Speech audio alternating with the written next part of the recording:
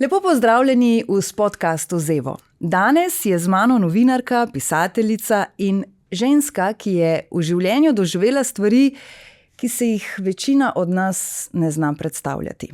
Katarina Keček je javnosti znana po svojih iskrenih zapisih, kolumnah, knjigah, v katerih brez olepšavanja govori o življenju, torej tudi o svojih izkušnjah. Predvsem o najtežjih trenutkih. Danes se ne bova pogovarjali samo o tem, kaj vse se ji je zgodilo, ampak predvsem o tem, kako s tem človek živi. Katarina, dobrodošla, hvala, ker si prišla. Hvala ti za tako lepo napoved, sem kar malo pogledala, kom zdaj ti govoriš tako lepo, a ne? Tako da hvala ti za te besede. Jaz sicer sama sebe ne vidim tako, a ne? Jaz se imam v osnovi za novinarko. Šla sem v novinarski poklic, zato ker so me vedno zanimali ljudje in njihove zgodbe in danes je še vedno ostalo isto. Čeprav sem zdaj, bom tako rekla, zaradi let, pa tudi zaradi dogodkov, ki so se zgodili vmes, majčkeno malo prešaltala iz tega aktivnega dnevnega novinarstva, ki je, kot sama veš, polna stresa, sploh v trenutni politični in družbeni situaciji, a ne. Tako da, ja, zdaj sem v pisateljevanju, uživam, to je moja, bom tako rekla, druga kariera, oziroma čisto nekaj novega, kar prej nisem počela. Kako se razlikuje od tistega prej v smislu roki, tempo, dogajanje, ljudje? Ti si že sama povedala.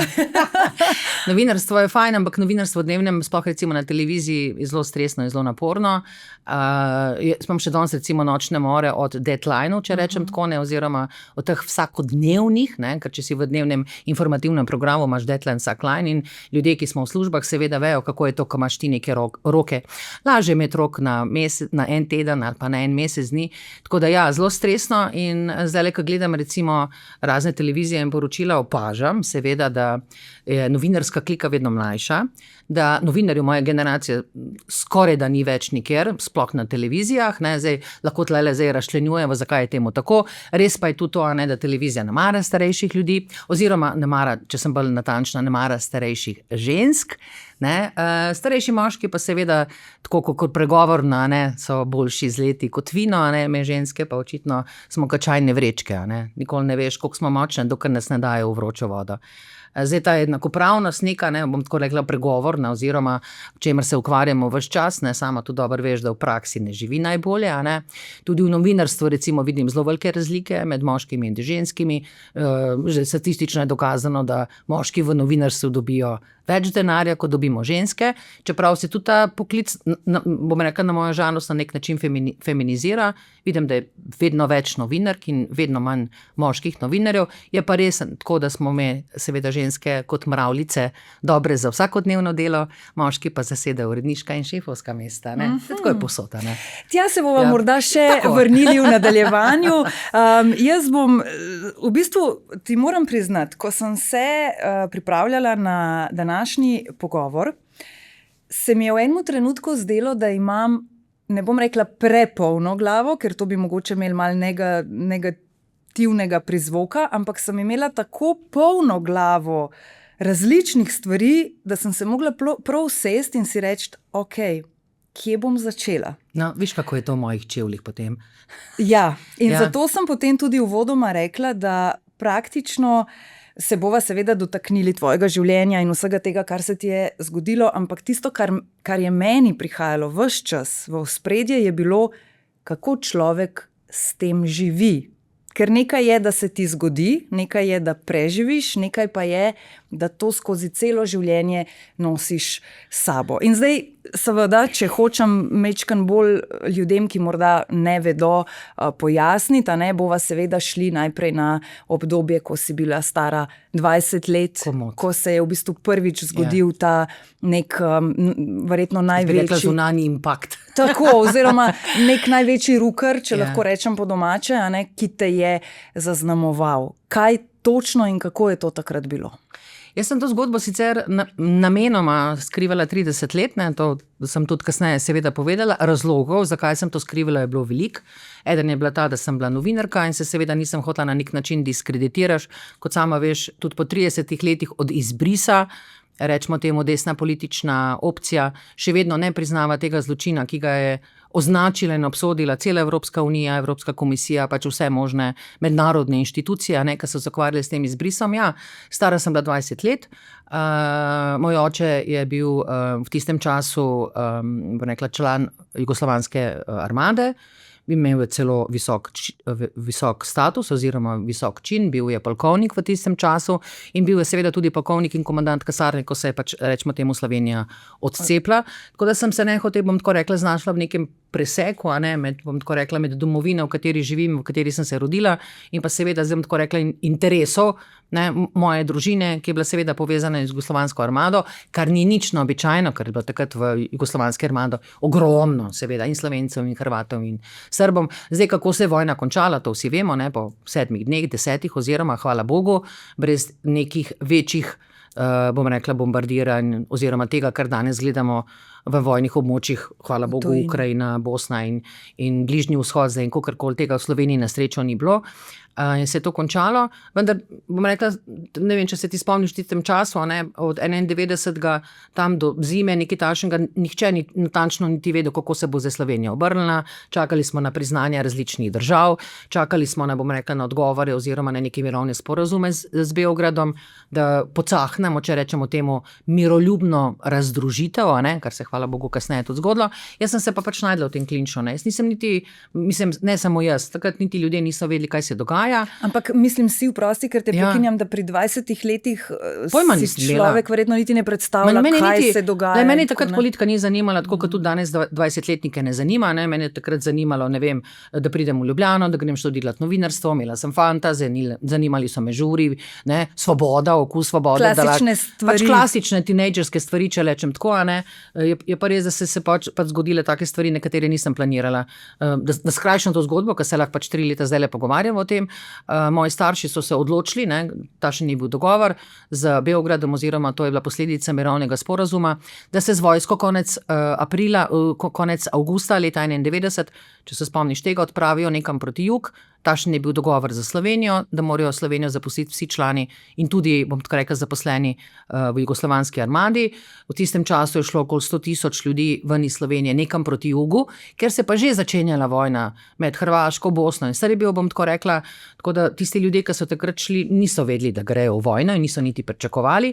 Resnica pa tudi to, bom tako rekla, da tudi Srbija oziroma pač Bosna ali pa Hrvaška niso bile pripravljene na količino 100,000 ljudi, ki so kot eksodus kar naenkrat, bom rekla, bežali oziroma šli ven iz Slovenije, da se bolj tako natančno izrazim. No, jaz sem se pač odločila, da ne grem z njimi, ker sem bila stara 20 let, ker sem rojena v Sloveniji, ker sem tukaj vse šole naredila, ker je slovenščina v bistvu na nek način moj materni jezik in ne srbo-hrvaščina. Jaz sem v Srbijo hodila na počitnice, tako kot pač podprečni Jugoslavani. Tako da v parih tednih se je zgodilo to, moji starši so odšli. Jaz sem pa za par let zgubila stike z njimi, ni bilo takrat mobitelo pa telefonov, nisi pač mogel imeti nekih stikov, nisem niti vedela, kam jih bo vojska poslala. Tako da ostala sem sama v Sloveniji, brez sorodnikov, brez staršev, brez nikogar. Takrat smo živeli v Mariboru, sem imela stanovanje. In ko sem se vrnila iz Ljubljane, pač med študijem domov, pač zamenjati robo, oprati se, veš, pač klasične študentske zadeve, nisem več mogla priti svoje stanovanje. Ključavnica je bila zamenjena, na vratih se je pojavil en slovenski toretiarec, tako rečem. Takrat so me prvič odgnali iz bloka, v katerem smo živeli, iz mojega stanovanja, od mojega stanovanja. To se je zgodilo v Mariboru in takrat sem jaz doživela prvi šok, ker nisem mogla stopiti v svoj dom. Zdaj si ti predstavljaš, da prideš domov, pa se zaletiš dobesedno vrata in ti na vratih se pojavi neki agresiven človek, ki se začne nate dreti, da si zločinka, da si okupatorjeva hči, takrat sem prvi slišala ta izraz, da sem jaz okupatorjeva hči in da takšne, ko sem jaz pač treba zapreti in da bom poklical policijo in podobno. Seveda sem se ustrašila in takrat sem... Tudi stvari nisi mogla... Vse stvari so bile pač v stanovanju. Jaz sem bila klasična študentka z nahrbtnikom v Ljubljani. In nisi mogla do njih? Nikoli nisem mogla do njih. Leta in leta sem se bala, kasneje, jaz sem končala tudi srednjo glasbeno šolo za violino in sem seveda imela violino sposojeno iz glasbene šole. Banalnosti, ampak jaz sem se leta in leta bala, da mene, bom tako rekla, da me preganja mariborska glasbena šola, ker jaz violine nisem vrnila nazaj, ker sem jo seveda zacahnala. Sem se pa leta ukvarjala z vrednostjo te šolske violine.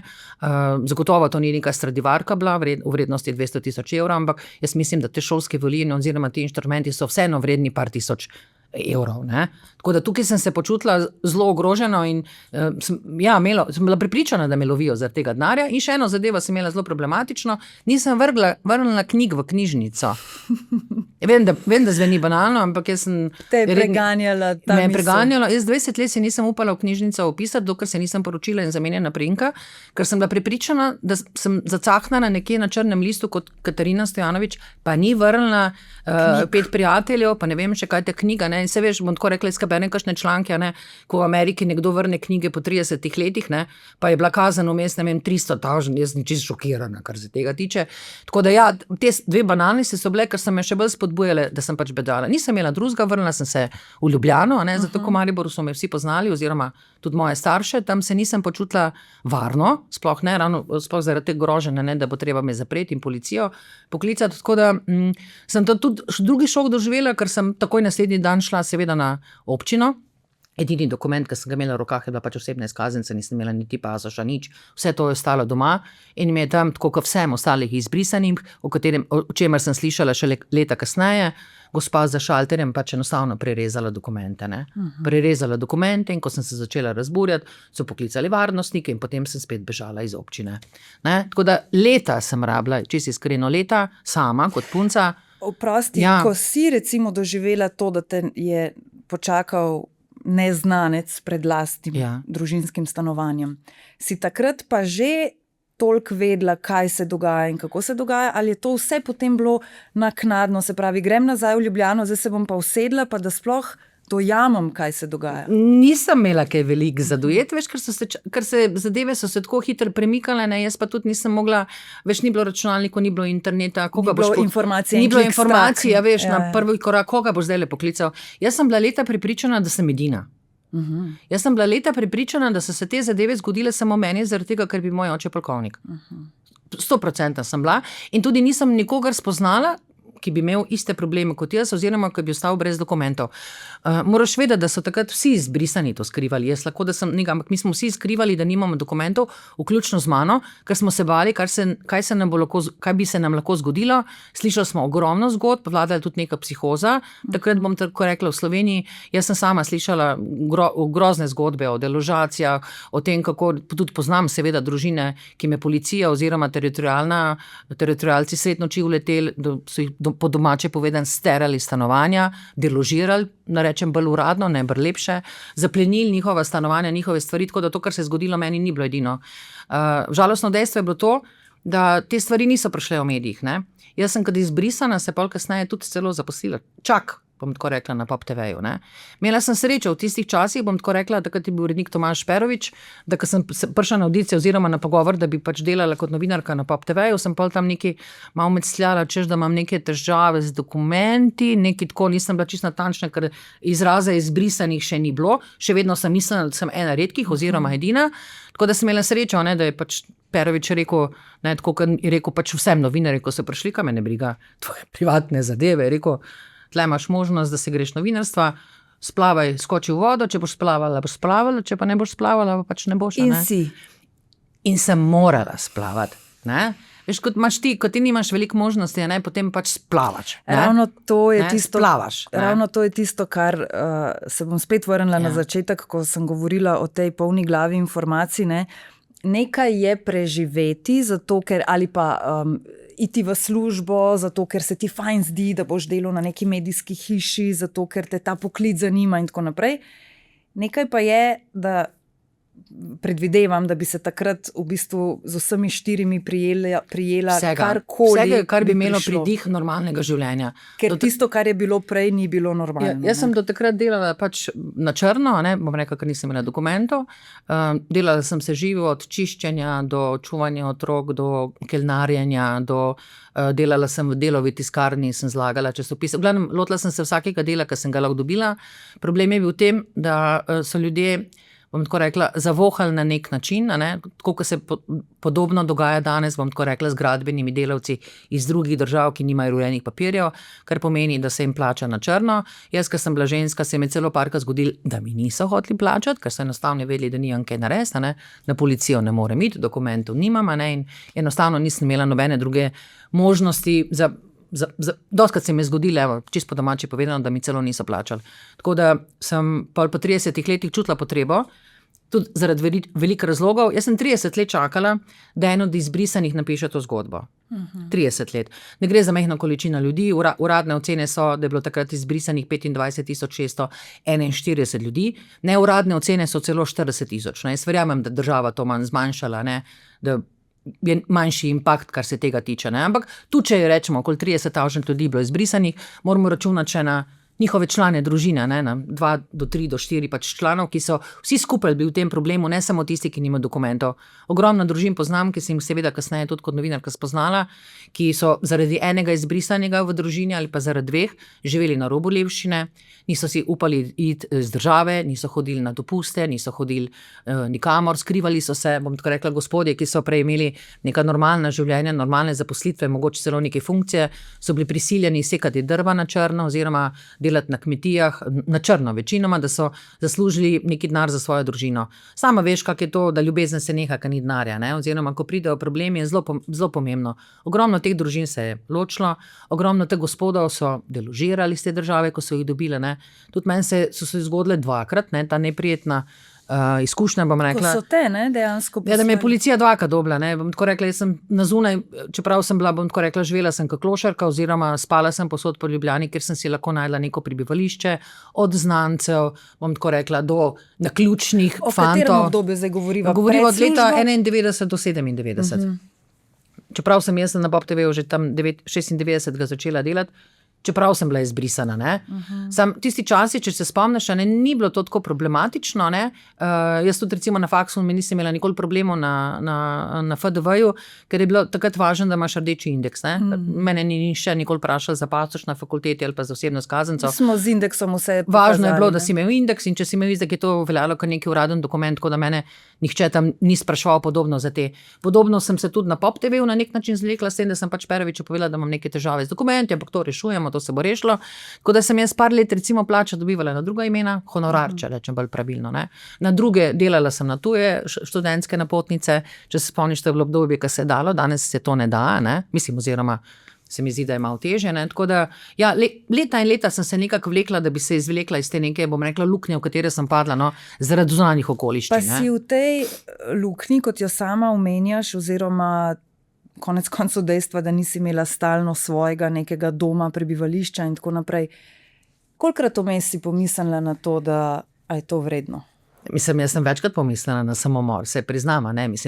Jaz mislim, da večina ljudi tudi v nekih normalnih razmerah pomisli, da nima nekega smisla, ne, da ne vidi recimo luči na koncu tunela ali kaj podobnega. Jaz mislim, da sem imela srečo. Jaz danes rečem, da sem ena od najbolj srečnih izbrisanih. Moja prednost je bila v tem, da sem bila mlada, da sem bila luštna, da sem bila gobčna. Če bi imela družino, ne, če bi bila malo starejša, če bi imela družino, bi dosti večje težave imela, ker bi imela težave v družini, ker bi imela težave z otroci, ne bi jih mogla vpisati v vrtec, ne bi jih mogla zdravniku pelati. Tako da jaz sem bila sama in sem se lahko skrivala. Ne. Skrivala sem se po kampusu oziroma po študentskih domovih, ker so bili ljudi na zunaj videti približno meni, ne, in jaz na nek način nisem izstopala, glumila pa sem oziroma igrala sem pa na nek način še vedno, mislim, jaz sama sebe nikoli ne bi mogla priznati, da sem klošarka, ne, oziroma da sem brezdomka, in tudi tega nikoli nisem upala nikomor povedati, ker se veš, ta stigma, ne, je tudi takrat bila ista, kakor je pač danes. Tako da sem se pretvarjala na nek način, da normalno živim, in sem seveda hodila in v K4 in na neke žure zvečer in kakorkoli pač, ne, poprečna študentka, in se mi je pač 2-krat zgodilo, da so me potem, ko smo šli iz K4, ne, takrat smo še ponavadi se na pumpah ustavili za kakšen alkohol, preden smo šli v Rožno dolino, ustavila policija oziroma so nas vse legitimirali. Jaz nisem imela dokumentov, 2-krat sem končala na Trdinovi, prvič so me peljali do Slavenskega Broda v neki azilni dom, sem tako izbežala. Naslednjič, čez par mesecev so me spet dobila, ne, tako so me pa v Zagreb peljali v tudi neki azilni dom dijaški, tam sem pa par tedna ostala, ker sem bila toliko izčrpana od tega bega. Pa moraš vedeti, sem se vsakič vračala peš nazaj v Slovenijo, tako kot tile migranti hodijo, nisem imela dokumenta, kako ne se vrnem domov, bom rekla, domov.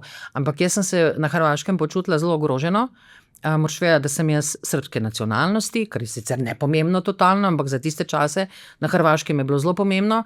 In jaz, ko govorim srbo-hrvaščino, pač meni se sliši taj naglasak, ne, in to so Hrvati takoj zaznali, tako da sem bila na nek način, ves čas, bom kar rekla, presrana, govorila sem po slovensko in evo, jaz še danes trdim, da sem bila v bistvu, jaz sem bila edina begunka iz Slovenije, ki je mogla zatočišče takrat na Hrvaškem iskati, ker so me iz Slovenije pač deložirala, ne. Tako da, zdaj sem vesela, da sem bila tako stranja, da sem se vsakič vračala nazaj. Je pa res to, da nisem imela kam iti, ne, kam ne grem v vojno, dol v Srbijo, v Hrvaško, kam ne grem 20 stara punca, sama, brez dokumentov. Tako da, bom tako rekla, v komplot vseh paravojsk, ki so se takrat premikale, bom tako rekla, od Slavonskega Broda do Zagreba, ne, in hrvaške, in četniške, in bosanske, in muslimanske, ne vem kakšne. Mislim, mene je bilo seveda tega straha, ne, ker jaz bi nasrkala od vsakega, ki bi me pač dobil pri 20 letih, ne, in ženska sama v tistem času, sploh mlada, res nima kaj veliko za početa, ne. Tako da, zdaj, ko tako zgledam, izveni sicer ko film, pa to, ampak bom tako rekla, se veš, kak je to, ko si star 20 let, se ti zdi vse mogoče. Se ti zdi, da boš vse želje spolnil, se ti zdi, da, mislim, ne razmišljaš o tem, da boš zbolel ali pa da ne boš službe. Tebi je važno, da imaš nekaj ljudi, s katerimi se vlečeš, da iščeš neke službe in da se poskušaš pač nečesa oprijeti. Dosti težje je to pri 50 letih početi, kot pri 20, ne.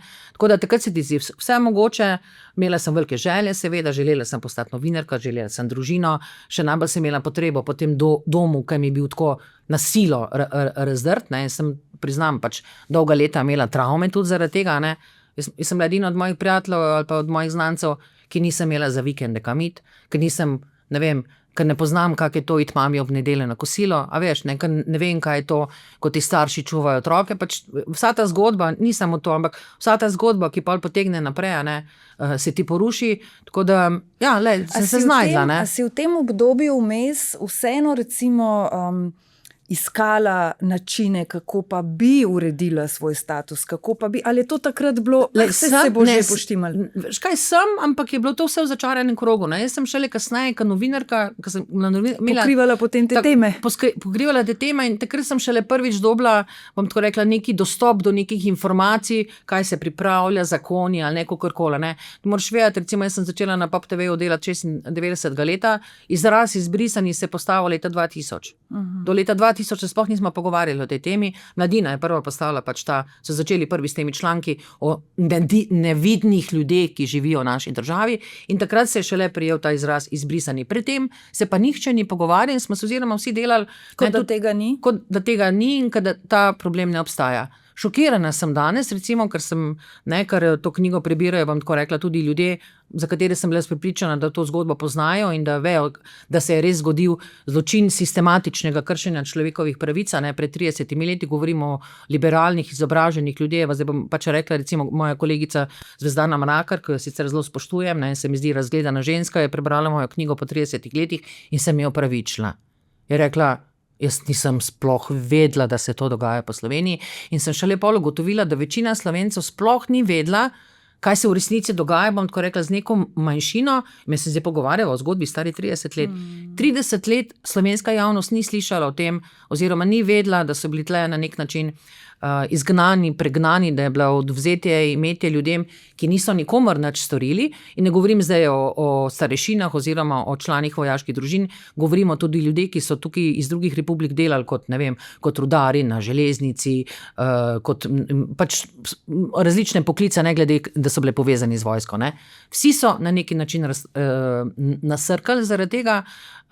Zanimivo pa je, bom tako rekla, ko smo se seveda pol kasneje novinarji ukvarjali, kje je bil začetek, ne, te zgodbe, kdo je to sprožil, ne. Dober dan, se vse jasno, ne, da so krive leve in desne stranke, ker v Demosovi vladi leta 90 so bili od Lojzeta Peterleta do Milana Kučana, do Boruta Pahorja, da ne bi zdaj naštevala, pač vsi ti, ki še danes še vedno sedijo v poslanskih klopeh, ne. In ja, meni je hudo, tudi kot novinarki in človeku, da za ta zločin v Sloveniji ni nihče še vedno bil kaznovan oziroma obsojen na kakršenkoli način, ker je šlo za protiustavno in protizakonito dejanje, s tem, da so uničili na stotine človeških življenj.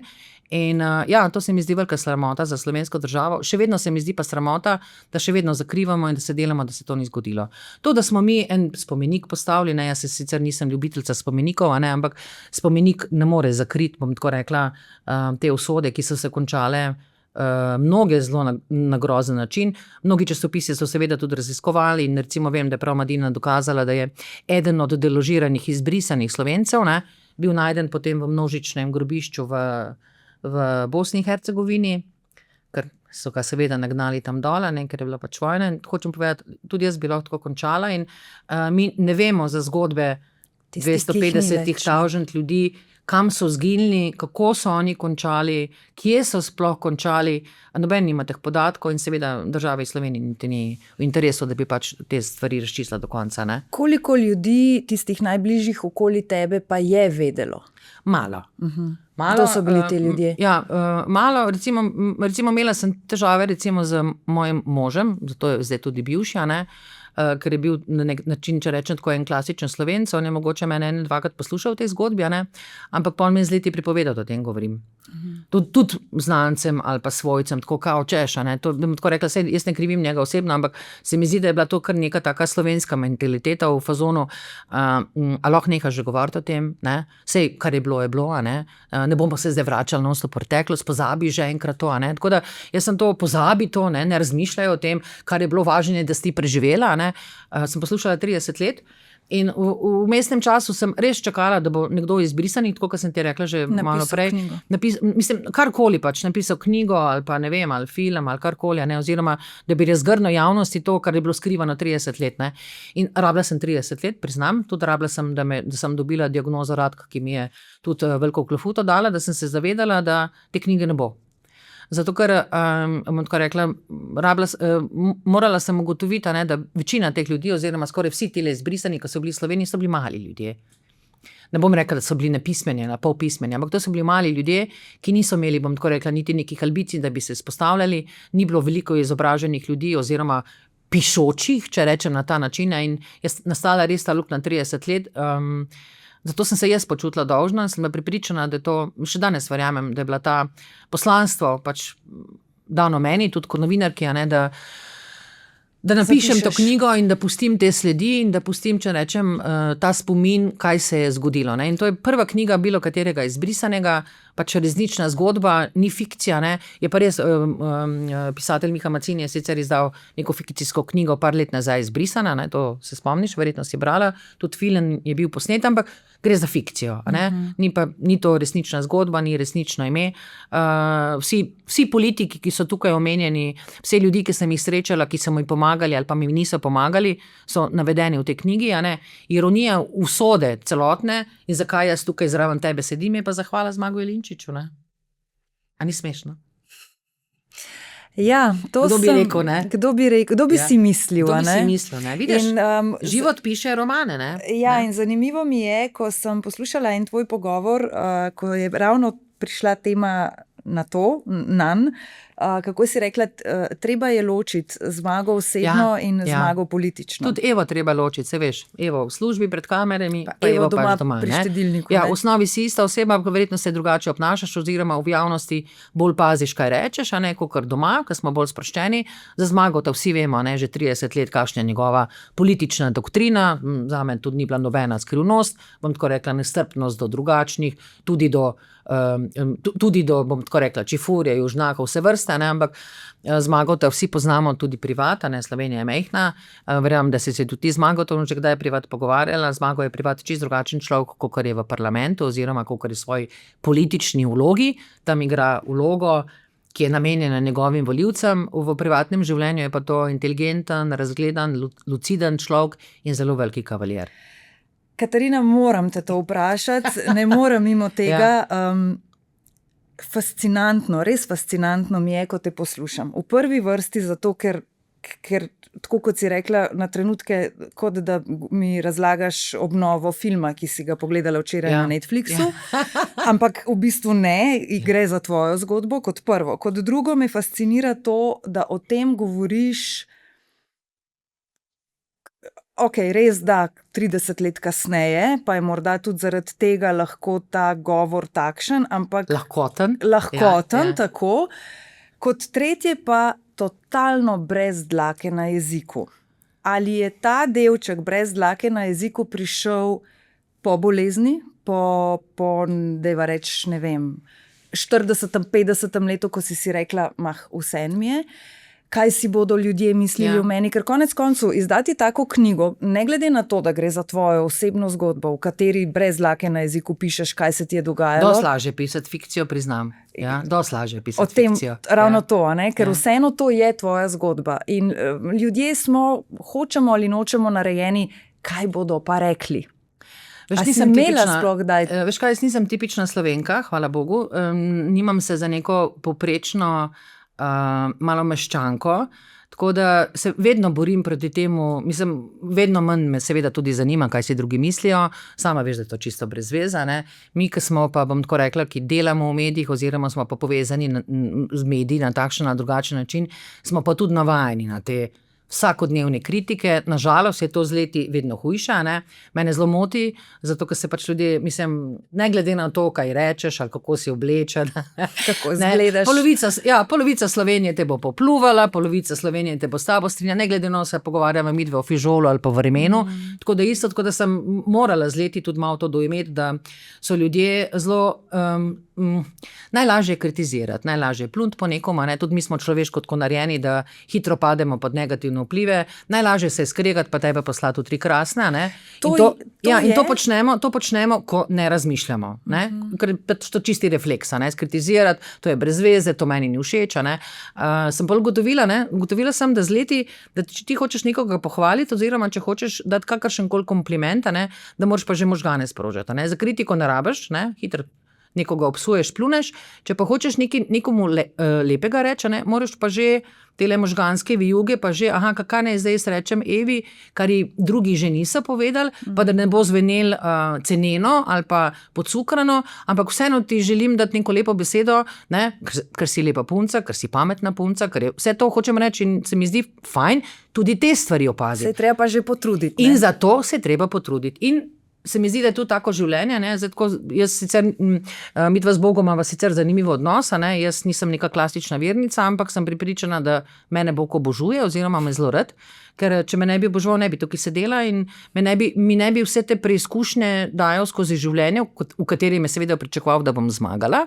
In jaz tako gledam, veš, Bog gleda, jaz sem njemu ful zabavna, zanimivna, jaz sem njegova živa igračka, ne, in ko mu rata dolgčas, pa me malo zavrti in me vrže v to zgodbo, pa malo v to zgodbo. Pa reče, da vidim, kako bo. In pa se vleže tam na zofa in reče, no, da vidimo, kako bo pa Kečkova zdaj čez to speljala. Če bo, ne. Tako da jaz to gledam, ne, ni porazov in ni uspehov, ne, to si se sama naučila, ne. Nekaj, kar se tebi zdi ful pomembno, nekomu čisto neizpodbitno, ne. Vsi pa temeljimo na teh neuspehih, ne. Smešna je Slovenija na nek način, mi smo tragikomični narod. Zakaj? Ne, ti v Sloveniji, če narediš eno napako, če rečem tako, ne vem, en spodrs ali pa en padec, ne vem, napačen račun ali pa si napačno nekaj zapisal ali pa si po krivici pač nekoga nekaj obsodil, ne, se ti ta napaka vleče celega življenja.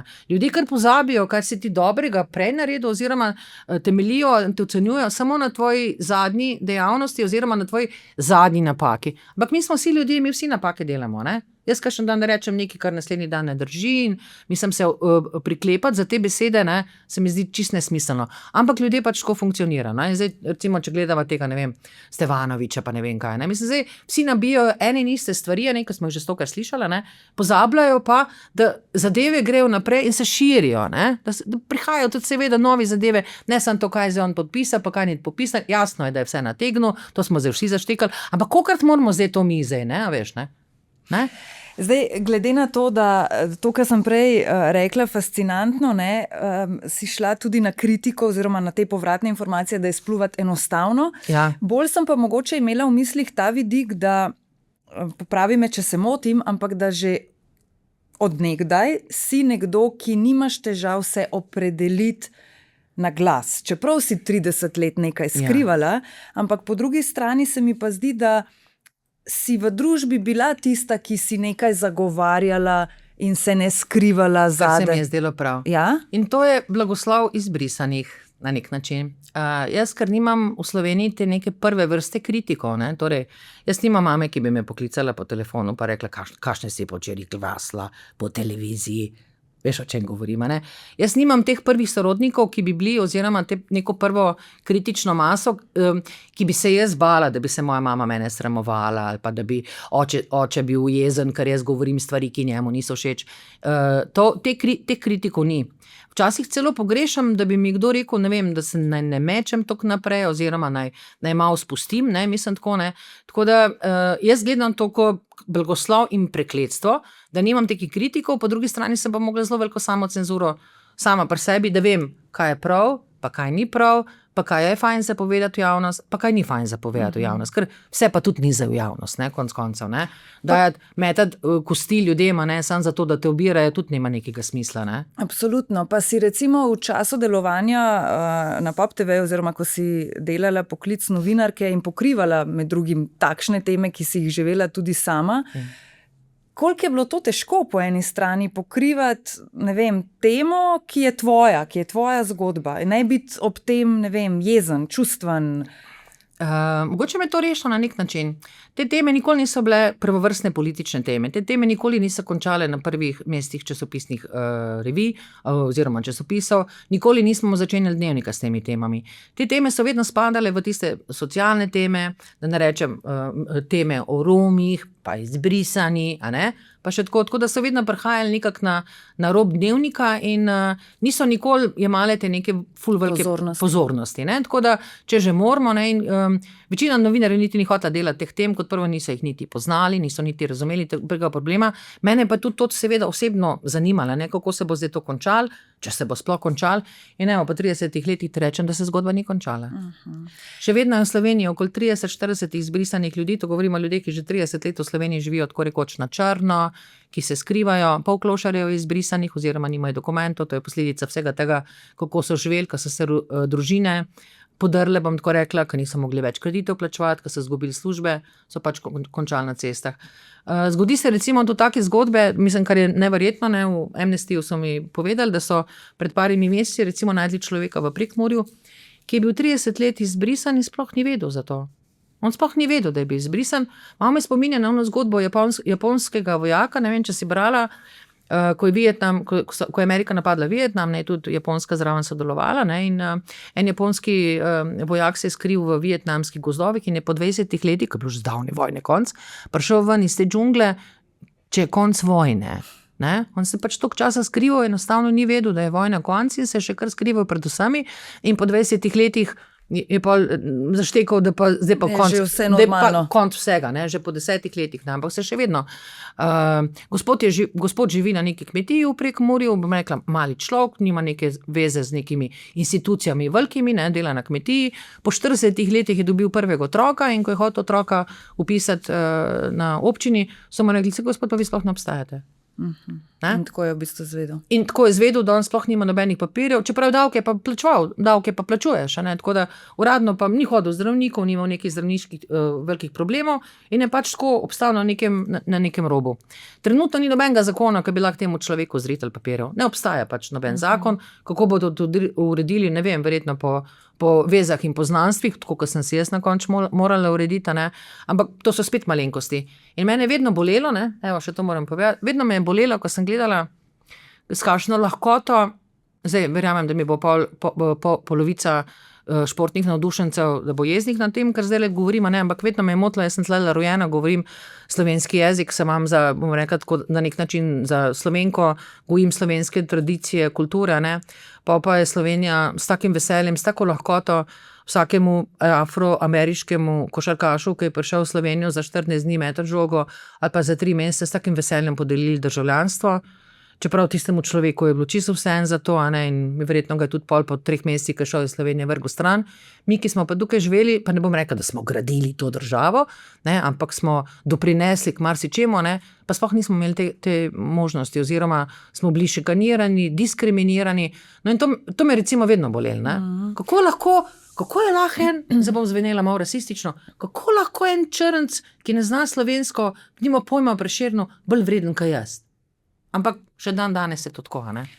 Metod Trobec. Ja, zanimivo. Tudi knjiga, ki jo imam pred sabo, Kronika serijskega morilca. Metod je bil mimogrede sodelavec moje mame v Metalki. V Metalki se delala. In kaj je tvoja mama rekla o njem? Zdaj, če bom čist pravilno ponovila, da je bil zelo ugleden in vedno lepo pozdravljal v dvigalu ali na stopnišču, ali ne vem točno, kje so se srečali. On je bil lisjak. On se je v okolju, ker je bil domač, se je zelo lepo obnašal. Moram reči, da sem vesela, da sta samo do pozdrava prišla. Ni napadel nobene ženske. Ne? Ampak zakaj? Zakaj knjiga? Ja, zato, ker je vedel, da če bo, bom tako rekla, da če izrazim upozoriti, če bo stal po svojem dvorišču, ne, da bo zelo rad opozoren.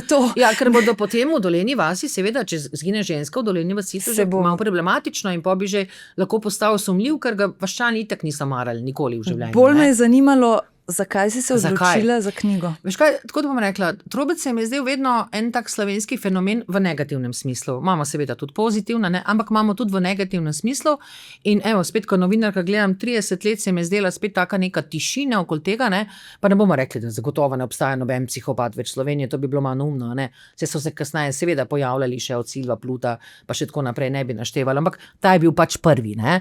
In sem pa spet ugotovila, tako kot novinarka, evo, da 30 let minilo te grozne zgodbe in da noben novinar, ki je bil v tistem času oziroma ki se je tudi pogovarjal z njim, ni napisal te zgodbe. Pa ne bom zdaj rekla, da to zdaj neka Netflix, ne, travma, ne, ampak sama vidiš, da skozi te neke zgodbe, ne, Netflix sploh gradi na teh resničnih zgodbah raznih psihopatov, sociopatov, ne vem, zgodovinskih dogodkov, ne, se mi je zdelo, da ta zgodba ni samo slovenska, ne, ampak je lahko evropska in tudi svetovna.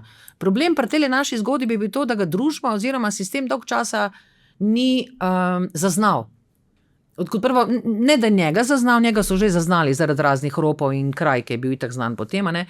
Ampak bom tako rekla, zginilo je 5 žensk oziroma 6, ne? In se nihče v državi ni nič posekiral, ne? Noben ni iskal teh žensk, ne? Noben ni problematiziral izginotje žensk, ne? Jaz se recimo danes ne predstavljam, ne? Se sama vidiš recimo po socialnih omrežjih, ko nekdo zgine od moških do ženskih, ko se cela skupnost se stavi, iščejo, pa policija, pa helikopteri, pa droni, pa termokamere, ne? Ok, to je bilo pred 30 leti, ampak takrat niso niti z patruljami iskali teh žensk, ne? Za vse te ženske, ki jih je Metod Trobec ubil in zažgal, ne, je veljala ena taka negativna oznaka, ne? To so bile vse ženske namenoma, pa je seveda zbiral takšne ženske z roba, ki so imele, bom tako rekla, čustvene težave ali pa težave z alkoholizmom ali pa so se počutile zapuščene ali pa niso imele partnerjev, ne, tudi takrat so bile seveda takšne ženske in on je takšne ženske zbiral, ker je bil to prefrigan, ne, in tako prefiden in je točno vedel, da mora izbrati nekoga, ki ga ljudje ne bodo iskali oziroma, ker nima nikogar, ki bi se zanj skrbel. In zato je tudi tele ženske tudi najdel. Še danes obstaja odprto vprašanje, koliko žensk pa je v resnici ubil. Mi tega ne vemo. Zdaj bom sicer iz konteksta ven vzela, ampak mi je padlo v oko. Ako sem zagledala tega čudnega človeka, oblečenega v neko pisano vetrovko in z belo kapo s šiltom na glavi, nisem bila več tako gotova vase. Ja. Imela sem možnost, da sem ga srečala na enem od sodišč, kot novinarka sem bila poslana, pa tudi nekaj, ker sem že delala prispevke o njemu, bila na njegovi zapuščeni hiši oziroma na zemljišču, ki ga 20 let nihče ni hotel kupiti, ne. Pa mi je bilo zanimivo, da so to zemljišče pa v 20-25 letih kupili ljubljanski par oziroma neki Ljubljančani in so pol na tisti zemlji, na kateri ne vemo, koliko kosti je spode pokopanih, ne, so zgradili pač lepo družinsko hišo, ne. Tako da bom tako rekla, šla sem tudi obiskati to domačijo po dolgem času, ker se mi je zdelo to tak fajn epilog za na konc, kaj se pa danes dogaja, ne. Na tem dvorišču danes igrajo otroci, ne, in se poje, ne, in se ne vidi več tega, kar je včasih bilo. In pa sem z lastnikom, ne, malo mi je bilo nerodno, sicer kratko potrkati se veš pač, ampak tudi v novinarstvu se navadiš. Imela sem 2 varianti, ne, da se pojavila sem se ljudem pred bajto ob nedeljskem kosilu, ne, in imela sem 2 variante, zdaj ali me bo lastnik nagnal, ne, kvazi zoprna novinarka, tle težiš, ne, z neko zgodbo, ki je že ne vem koliko daleč nazaj, ne. To, da me bo nagnal ali pa da se bo pač, ne vem, me povabil na kavico pa se bo pač pogovarjal o tem. Ko sem imela avto prižgan tam, za vsak slučaj, če bom mogla letati, če boš spet bežala. Ja, če bom mogla spet bežati, očitno sem bila navajena, ne, sem naletela na srečo na krasnega človeka, ki se je smejal ob tem mojih vprašanjih, ne, in pa sem ga seveda vprašala, mislim, kot prvo seveda, zakaj se je kupil to, ker je bilo ugodno, ker je tista domačija Tropčeva bila na enem takim krasnem gričku, da jaz prvič sem bila $1 milijon view To je cela dolina, Polhograjska, to so tako griči, to je neverjetno, ne moreš skupaj tega razgleda. Ne? Pa sem se stala na tistem hribčku, sem si mislila, kako lahko nekdo, ne, ker jaz sem imela drugačno usodo, ki je rojen na takem lepem koncu, a ne, pa ni bil siromašen, to tudi moramo vedeti, ne. Mati in on sta kupila to hišo, sta bila lastnika, imel avtomobil, imel motor, ni bil on hudi revež, a ne, bil je pa zelo pogolten. Kako lahko nekdo, ki se v takem lepem okolju rodi, a ne, z mamo, ki ga je imela rada konec koncev, kako lahko ta huda zloba se rodi iz tega, no? In potem, ko sem ga gospoda pravi, kako pa je živeti tlele, ste kaj blagoslovili zemljo, ne? Prečistili, aj kakšen duhovnik prišel, ste imeli kakšne tle ceremonije, protokole, se seveda nasmejajo. Je rekel, veste, jaz sem 15 let živel na križišču, velikem križišču, v teh 15 letih je najmanj 5 ljudi umrlo na tistem križišču, takšne in dogažne grozne smrti. Rekel, vi mislite, da kdo blagoslovil tisto križišče? Seveda ni, ne. In pa enostavno nisem imela več besed. Kaj bi še lahko rekla? Zelo racionalno je pač spravo to, ker je konec koncev, ne, saj res, mislim, zemlja je zemlja. Pa konec koncev čez 300-400 let sploh nihče več ne bo vedel. Nihče sploh ne bo vedel. Je pa zanimivo, ne, da imam pri sebi še vedno ta vratca železne krušne peči, spravljena v skladišču, jaz sem jih videla, sem se jih prijela celo. Ja, grozen je feeling, jaz si želim, da ta vratca končajo v policijskem muzeju, v kriminalističnem muzeju, ne glede na to, ko sem rekla, to je artefakt neke grozne zgodovine, a ne? In če imamo spomenike za lepe, potem bi tudi ta vrata morali nekam dati. Ker se mi zdi, da ta prvi serijski morilca, ne bom tako rekla, v Jugoslaviji, ki je tudi, ne boš verjela, ne, spremenil zakon oziroma obrnil smrtno kazen v zakonsko, ne, on je bil zadnji in je bil tudi ključni člen tega, on je bil najprej obsojen na smrtno kazen, ne. Potem pa so se, takrat je bila Jugoslavija neki demokratični prenovi, bom tako rekla, pritiski iz Evrope so bili, da so ukinjajo smrtne kazni in podobno, kar je v Jugoslaviji še vedno veljalo, tako da je bil on zadnji primer, ko je dobil smrtno kazen in ko so ukinili smrtno kazen, je ostalo edino to, da mu dajo najvišjo zaporno kazen, ki je bila možna za tisti hip, to je bilo pa 20 let. Tako da človek je dobil 18 let zapora za kraje in tatvine, ki so mu jih dokazali, in 2 leti zapora je dobil za smrt 5 žensk. In to je bilo, tako rekel, to je ta paradoks sodne veje in to je tudi sramota slovenske pravosodne veje in tudi je tudi črni madež na kriminalistični preiskavi tistega časa. Občutek dobiš, ne, da je družba, bom tako rekla, in policija, da so vsi hoteli to na brzino zapreti, ne, da ima ga obsoditi, ubiti pa konca, ne, na koncu se to ni zgodilo, bom rekla, plačevali smo njegovo življenje, ne, še naslednjih 20-30 let, ne. Katarina, imaš pa vseeno v svojem življenju tudi trenutke, ko nisi samo kritična in si tudi vesela. Se ti zdi kritična? Ne, kritična, tako kot sem prej rekla, brez dlake na jeziku, si konkretna, kar mi je seveda zelo všeč, sploh v takšnih pogovorih. Hkrati pa vseeno izžarevaš tudi tisto, ta ljubko plat, a lahko tako rečem. Ja, vsi imamo te 2 plati, ne. Jaz kot novinarka znam biti hard, ne, priznam, ne, znam biti natančna, znam biti precizna, to sem se seveda naučila pač v vseh teh letih, ne.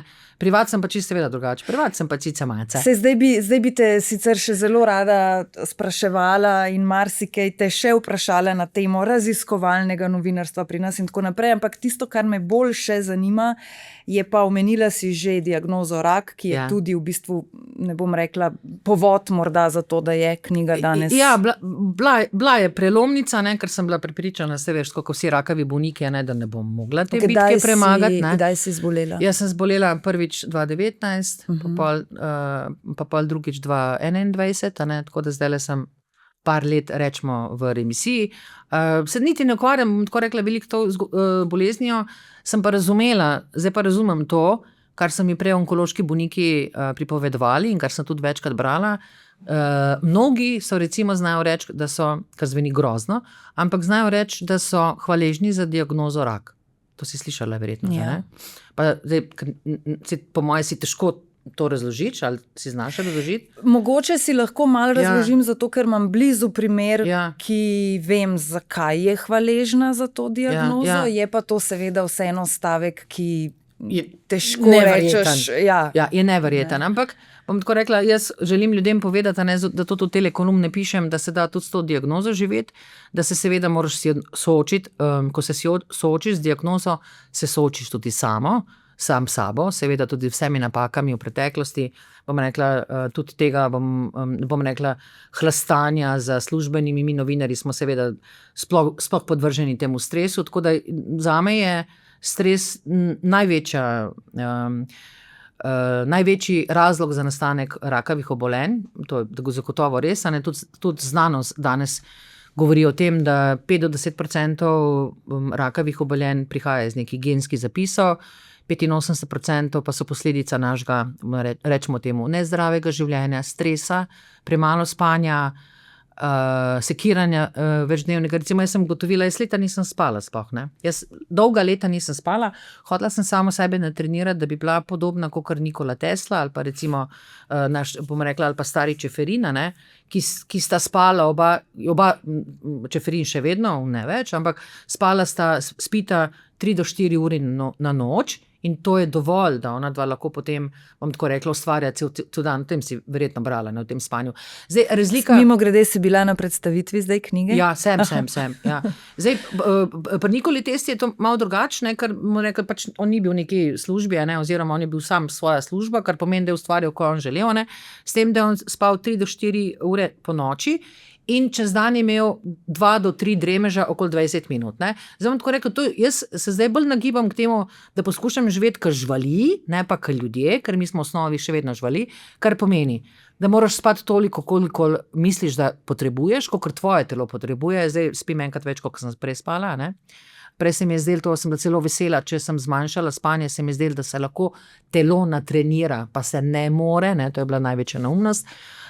Naše telo se rehabilitira samo, ko spimo. Ti se ozdravljaš, oziroma to, če si polna, samo ko spiš, ne ko sediva, ko se pogovarjava, ko gledava televizijo. Otrok, ne, se po otrocih isto, otrok raste samo, ko spi. Ne, ko laufa, pa ko je v šoli, ne. Zato imamo mi to že podzavestno, ne, moraš iti spati ob 8, otroci morajo spati 12 ur, ne, če naprav njem nihče ni razložil, zakaj morajo otrok spati 12 ur, ampak otrok raste samo, ko spi, ne. Katarina, ko ravno omenjaš otroke, vem, da tudi o tej temi spregovoriš, da nimaš zadržkov pred tem. Nimam, je pa malo neprijetna, ne? Malo je neprijetna. Ja, ločila sem se pred 6 leti in še zdaj imam težave, bom tako rekla, z bivšim možem, ki odtujuje otroke. Tako da, to mi je žal, ampak sem prepričana, da se bo tudi uspeljalo. V vsakem primeru, moj primer ni osamljen v Sloveniji, imamo ženske, ki odtujujejo otroke, moški, imamo pa tudi moške, ki odtujujejo otroke. Zdaj, jaz sem si to spet nekako malo dala v neko pozitivno. Zdaj, če sem čisto iskrena, pa povem tako, jaz sem se ločila med tem, ko sem zbolela za rakom, tako da sem bila takrat v akutni fazi, bom tako rekla, zdravljenja. Če bi moji 3 otroci bili pri meni tisti čas, jaz ne bi preživela, moram čisto iskreno povedati. Tako da zdaj, ko gledam nazaj, je moralo biti tako, da sem jaz končno dobila na silo, očitno, čas zase, ki se ga prej nisem znala organizirati oziroma odvzeti od vsega tega vsakodnevnega življenja. Zdaj so otroci zrasli, zdaj je to okej. Se pa tudi naučimo to, da ljubezen ni, da nekoga zadržuješ na silo pri sebi, ljubezen je, ko ti ljudje spustiš, ne? Da odletijo. Koliko pa imaš vseeno recimo trenutke, ko si sama s sabo, ko še vedno morda, ne vem, konec koncev tudi žaluješ, tudi čez izgubo si morala iti. To je... Izgube so pa sestavni del življenja, na to se moramo navaditi, ko hlepimo za uspehi, ne, priletijo seveda več neuspehov kot uspehov, in če tako sama se pogledaš v ogledalo, pa se vprašaš, iz česa si se ti več v življenju naučila, iz uspehov ali iz neuspehov? Ja, zagotovo iz neuspehov. Tako da jaz mislim, da vsak neuspeh nas nauči nekaj več, oziroma nam tudi nekaj da, ne. Če ne drugega, premislek, kaj smo narobe naredili, oziroma kako bomo naslednjič spregovorili ali pa funkcionirali, da do tega več ne bi prišlo. Po 50. letu, zdaj so te modrosti, je vse lažje, spuščaš, oziroma naučiš se spuščati tele, če rečem, vsakodnevne zamere, neke stvari, na katere ne moreš vplivati. Ne? Recimo, ne vem, jaz pred 20 leti sem se ful sekirala, kam gre ta Slovenija, danes se vedno manj sekirama, ne? Zdaj mi je čisto vseeno. Edin žalostna sem to, ker ko bom jaz šla z tega sveta, bo ta svet dosti slabši, kakor je bil, ko sem jaz prišla na ta svet. Ne? In mislim, da naša generacija bi se tega morala zavedati. Ne? To je meni grenak priokus pustilo. Pa verjamem, da se je ogromna količina ljudi, tako kot jaz, vsak za neko kapljico, z nekim majhnim doprinosom trudil, da bi ta družba postala bolj tolerantna, bolj strpna, da smo bolj sočutni en do drugega, naj se vsak postavi v čevlje sopotnika, pa bo videl, nihče ne ve, kako nekdo živi, danes imamo vsi težave, danes imamo vsi probleme, danes imamo vsi krize, kar se tiče služb, pa ne tako in drugače, kot da se mi zdi, da v tako stresnem obdobju, ki živimo danes in od kateri družba od nas tako ogromno pričakuje, nismo nikoli živeli. Ne? Pa da ne bom zdaj zvenela jugonostalgičarsko, kakorkoli, ampak jaz sem vseeno stara 20 let, ko se je Jugoslavija, bom tako rekla, razdelila oziroma ki je umrla. Jaz iz mojega otroštva, iz moje mladosti, jaz se ne spomnim nikogar, ki bi bil brez službe, jaz se ne spomnim nikogar, ki bi živel na cesti, jaz se ne spomnim nikogar, ki ni računal na državno stanovanje, ki ga kasneje tudi dobil. Tako da, če primerjam, se ne spomnim nikogar, ki bi preko noči ostal brez službe. Tako da vse te zadeve so pa danes postale normalnost in neka stalnica in seveda se mi zdi, da to za ljudi zagotovo ni dobro, no? Zdaj v tem obdobju, ko so vse te stvari na nek način za tabo, torej od zgodbe izbrisana, od bolezni dvakrat, ločitev, izguba otroka konec koncev. Tudi to, ja. Tudi o tem nisem bila tiho. Tudi o tem to sem mislila prej, ko sem... Nisem hotela biti tiho. V bistvu vem, da je mnogo žensk ne govori o tem, vem, da mnogo žensk trpi še dan danes v sebi, bom tako rekla, zaradi te izgube. Je pa to največja bolečina vsake ženske, zagotovo in tudi moškega, zdaj ne bom rekla, ampak lahko govorim pač strani matere. Mene je to tako udarilo, to je bila največja bolečina mojega življenja. In nikoli... Koliko je bil sin star? Ja, 1 leto. Sej veš, kak je to, ne? V bistvu je bil še del mene na nek način, ne? Sem še dojila, jaz sem bila ves čas z njim, ne? Čas porodniške, tako da jaz sem kasneje šele ugotovila, da sem jaz najbolj trpela ob vsem tem, ker sem jaz zgubila del sebe, ne? Mame pa, bom rekla, dojenčke smo do 1 leta večinoma. Eno, ne, se veš, moški pa vsi malo pridejo pa grejo, ampak ti si takrat s tistim otrokom, tako da sem doživela hudi šok, seveda, moj sin je imel neko degenerativno, mislim, ne neko pač, eno degenerativno bolezen, eno od teh posebnih bolezni, ki jih poslušamo še dan danes, bom tako rekla, v društvu William Julian, zdravila za njega ni bilo niti takrat, pa še dan danes ga še vedno Diagnozo si pa hitro že dobila? Diagnozo smo dobili pol, bom rekla, tik pred koncem, ne, kar je bilo itak dramatično, ker so povedali, da on je imel, zame to najgrša besedna zveza, mitohondrična encefalopatija. Mislim, nisem zdravnik, ampak to sem si zapomnila, tam je tako grozna, ne, gre za, tako rekla po domače povedano, se mitohondriji na pljučih ne razvijajo, ne, tako da pač do nečesa pride, pa se pa pač to ustavi in pol se pač začnejo vse ugašati. Jaz mislim, da to ne bom preživela, oziroma nisem se mogla res zelo dolgo pobrati, kar me preseneča, ker sem drugače kar močna ženska in pač tudi te stvari, smrt in te naravne sprejemam. Tole mi je bilo pa zelo grozen. Spomnim se tega, da 3 mesece fizično nisem hotela iz hiše stopiti. Da sem taki šok doživela, pa tako travmo, česa sem se bala. Bala sem se vprašanj sosedov, okolice, ne, ker so me pri tem videvali z vozičkom, ne, se veš, ne, vsaki dan okoli.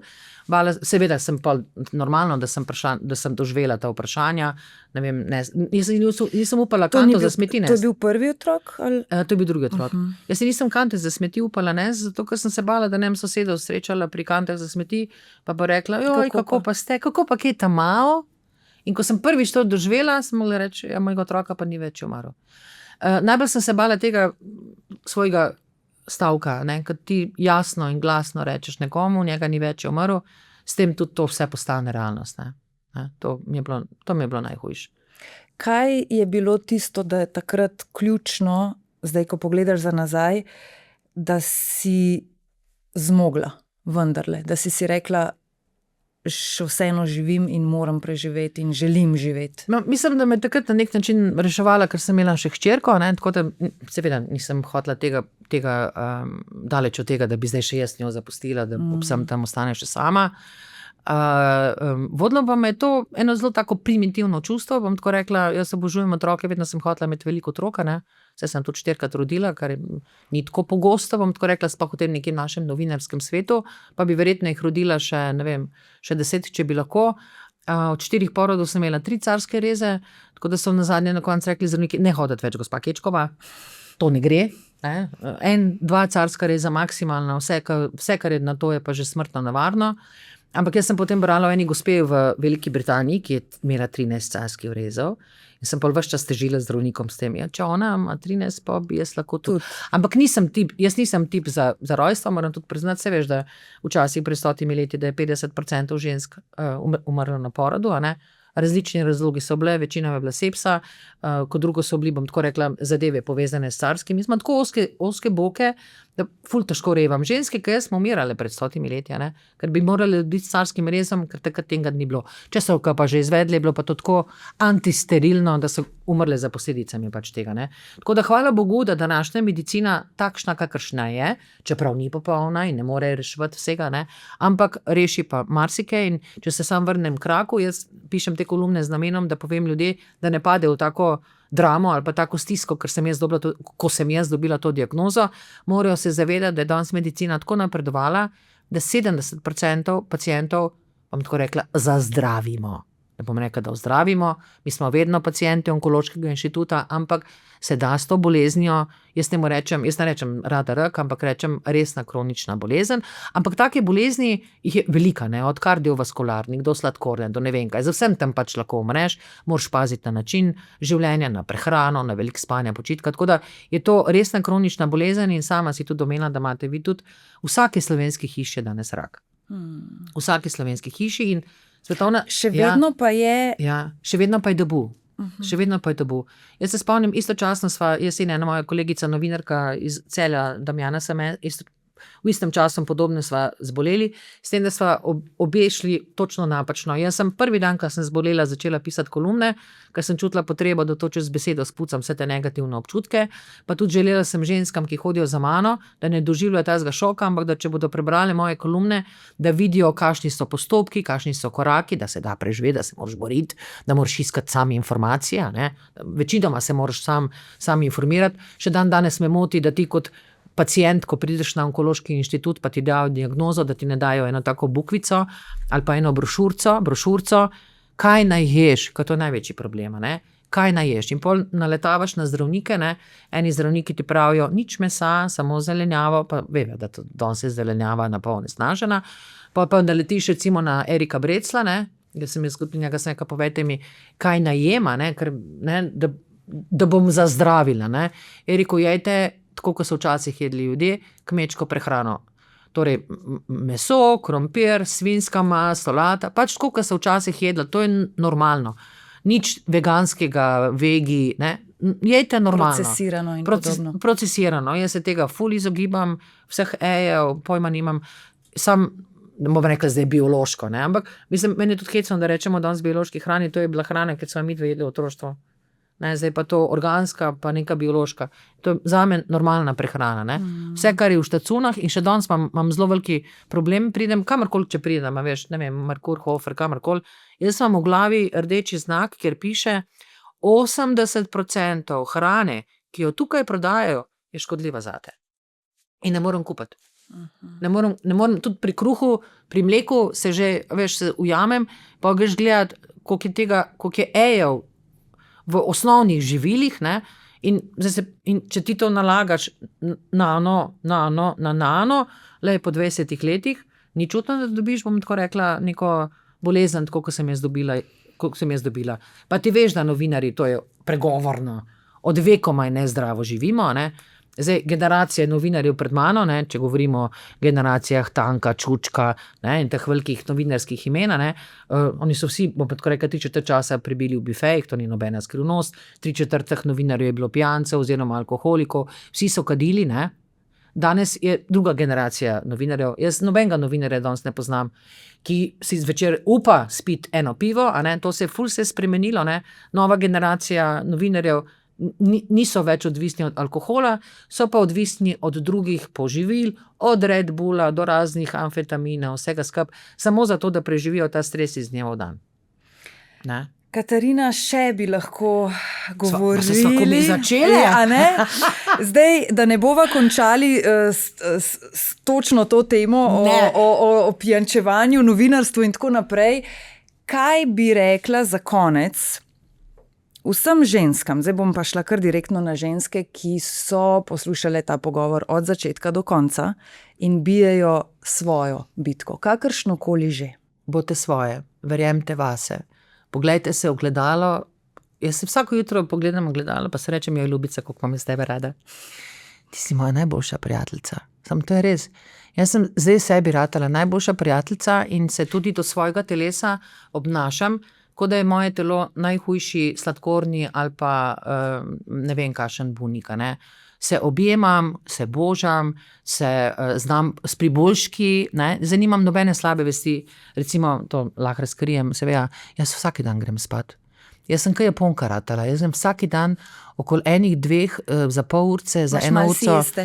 Sieste, nujno, jaz ti moram povedati, da sem kar nova, da me zelo osveži in nobene slabe vesti nimam, ne, čeprav v Sloveniji spanje popoldansko, niti nočno, ni seveda tukaj ni nobena vrednota, ampak bomo sčasoma tudi to spremenili.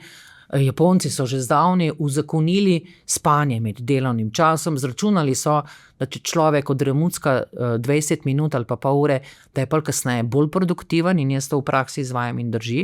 In računam, da bo seveda tu Slovenija, vse bomo sčasoma prišli do tega, vse se že pogovarjamo o skrajših delovnih časih. Izgoreli smo, vsi smo izgoreli, preveč delamo, preveč imamo obremenitev.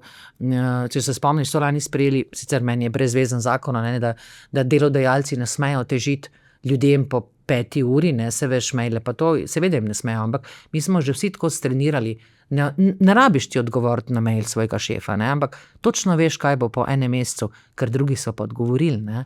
Tako da smo ujeti v ta neki primež, ne. Treba se sklopiti in hvala Bogu, no, so možnosti, ne. In zdaj je ravno takšna ura, da prihaja tvoj čas popoldanske sieste. Pa malo dremucka, sem se že utrudila malo. Katarina, hvala še enkrat, da si prišla na en res prijeten, zanimiv, človeški, meni je to človeški pogovor. Zame je to človeški pogovor o dobrih in o slabih stvareh, ne. Tako je. Hvala lepa. Hvala za povabilo in želim ti vse dobro, tebi in tvojem podcastu. Hvala.